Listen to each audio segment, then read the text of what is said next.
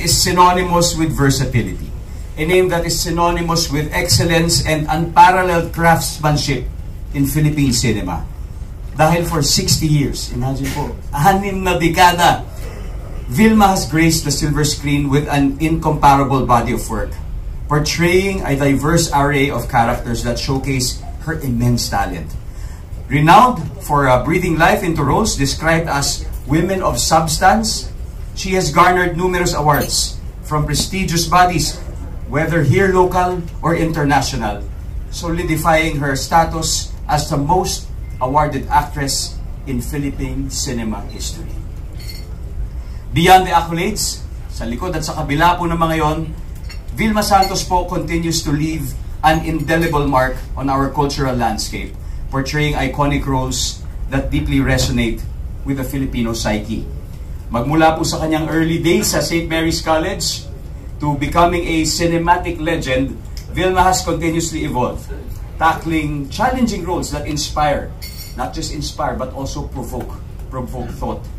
So yung journey po niya ay nag-umpisa sa Through This Liit, where she won her first acting award as Best Child Actress at the 1963 FAMAS Awards. Transitioning into one of the biggest young stars, she starred in numerous hit teen movies and immortalized beloved Filipino fantasy characters on the big screen, kagaya po ng Darna at syempre ng Jezebel. Uy, sounds familiar. Well, apart from being the most awarded actress, bukod po sa pagiging most awarded actress sa Philippine cinema, Vilma Santos is celebrated for her chameleon-like ability to portray diverse characters with truth and excellence. Iba rin po kasi pag ginampanan nyo lang ang isang role, pero ibang-iba po pag ginampanan ito na may lalim, truth, and excellence. And to name some, dahil marami po ito, 3 pahina, pero magbabanggit po ako ng iba. A socially conscious nun who gets involved in a labor strike, Sister Stella. A burlesque star, burlesque queen. Eto, magano tayo ha, mag-family feud tayo dito. A woman who falls in love with a married man. Relasyon. An AIDS and a terminally ill patient. Diba? A Filipino overseas worker. At saka yung When I Met You in Tokyo. O, diba? Very, very recent. Ito nga, kahuli-huli ang Metro Manila Film Festival. A call center agent who goes to Amsterdam searching for her biological mother. Miss X. Miss X. A rape survivor. Yes, Rubia Service. A wife trapped in a toxic marriage. Broken marriage. Top answer. Good answer. An apolitical mother who eventually finds her voice. Si Brigada si Tenta. Ito, a serial killer. Mismo. A women's rights advocate. Bata, paano ang ginawa? A suffering wife, adulteresses. Aida Macaray case. Pati yung case number, nahanap. Case number 7892. Close. A headstrong woman coming to terms with the reality of having a gay son. In my life. A woman wrongfully accused of murder. Pero alias Baby Chill. Mga pwede lang yun. A psychiatrist who helps a mentally challenged boy cope with his condition. Yun, pero baka yun na rin yun. Kasi alam naman tayo, pag nanood ng pelikula, kanya-kanyang interpretasyon. Maaaring yun ang interpretasyon at walang tama at walang maling sagot. A successful businesswoman suffering from stage 3 cancer. Everything about her. Joyce Bernal, 2016. Twin sisters, Dama de Noche. Diba? Dama de Noche. Ito naman, a woman obsessed with money and power. Solid. A tormented artist. Pwede? Yun. Pili ba ako? A gay man's neglected wife. Oh my goodness. A young poet who falls in love with her first cousin. Wow. A wife and mother who tries to save her marriage while caring for her child. Hanip talaga, grabe naman talaga. Puro top answers.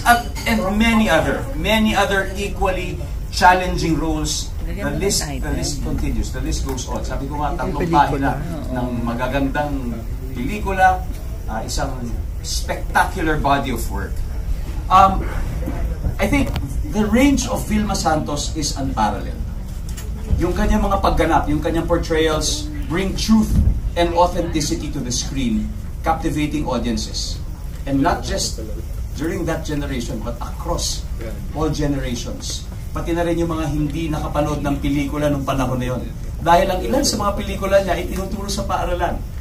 Diba? Kagaya ng dekada 70 na napag-aralan namin sa school. Marami. Lahat ng henerasyon ay nararamdaman ang kanyang talento dahil ginampanan niya maayos ang mga pelikulang ito. Now, Vilma's contributions, I think they extend beyond entertainment. Her public service as mayor, as governor and congresswoman reflects her commitment to making a meaningful impact to the lives of her constituents. Yung journey po niya, from real to real, mirrors the depth of characters she portrayed. So, she's very much respected, untarnished by any accusations of corruption. Naging Mayor V siya, Governor V, Congresswoman V. Vilma Santos stands not only as an actress, but also as a symbol of empowerment and resilience, embodying the strength and spirit of Filipino women. Known as the star for all seasons, she continues to excel in both real and real life, always bringing pride to the country. Her enduring legacy as a pioneer and an icon of Philippine cinema will forever shine bright in our hearts and in our minds, inspiring excellence across all seasons, and not just all seasons, but also all generations. For giving voice to the Filipino in her many guises, struggles, and opportunities across 6 decades, she has portrayed the evolution of Philippine womanhood through her accomplished portrayals in both movies, television, and also in public service. So, we believe, naniniwala po kami, that Vilma Santos has contributed significantly to the development of Filipino cultural impact and identity. So today, sa araw po na ito, we would like to honor her as a paragon of professionalism. We would like to honor her as a protector of the community. We honor her as a cultural champion. And more importantly, we also honor her as a nation builder. So sa ngalan po ng aming organisasyon, sa aming officers, sa aming board of directors, namely Piolo Pascual, Iza Calzado, Agot Isidro, Cherry Pai Picache, Maylin Dizon, Jasmine Curtis, at ang aming board of advisors na si Mr. Christopher De Leon, Tirso Cruz III, at si Charo Santos Concho, na nagpaparating po ng kanyang espesyal na mensahe ngayon. Gusto po sana niyang makarating pero may taping po siya ng Batang Quiapo. Pero gusto ko talagang basahin ang kanyang special message para kay Ate V. She really wants to be here today. And sa ngalan po ni Ms. Charo, ito po ang kanyang mensahe. I fully support actor's nomination for the Star for All Seasons, Vilma Santos, for National Artist. Her extraordinary depiction of remarkable characters in films such as Anak, Dekada 70, Bata-Bata, Paano Ka Ginawa, everything about her, and many others have brought upliftment, learning and joy to viewers of all ages. She has been an inspiration to many Filipino artists, including me, and I hope her artistry will be appreciated by generations to come. From Charo Santos Concho. And on that note, we wholeheartedly endorse the nomination of Rosa Vilma Santos Recto to the Order of National Artist for Film and Broadcast. Maraming salamat. Wow!